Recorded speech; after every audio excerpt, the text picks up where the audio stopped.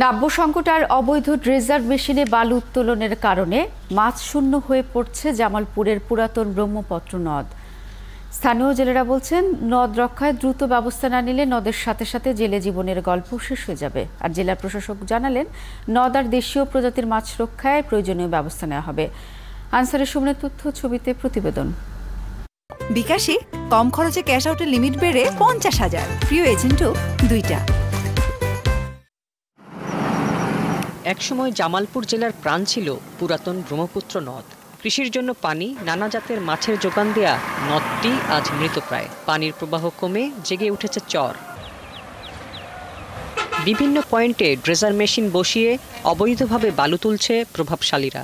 আর বাঁশের বাঁধে মাছের ঘের দিয়ে থমকে দেয়া হচ্ছে স্রোত। কলকারখানার দূষণেও পানি হয়ে গেছে ব্যবহার অযোগ্য।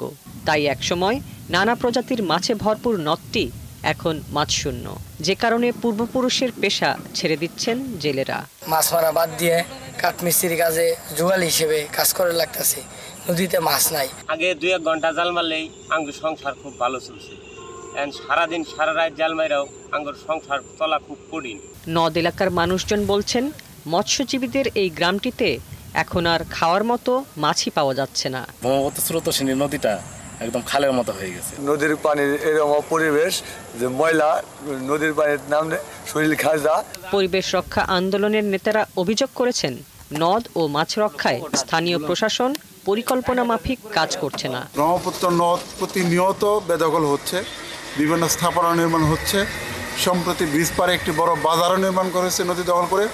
এটি এই নদী রক্ষার জন্য একটা হুমকি স্বরূপ। তবে জেলা প্রশাসক জানান, নদের গতিপথে প্রতিবন্ধকতা দূর করতে মাঝে মাঝে অভিযান চালানো হচ্ছে।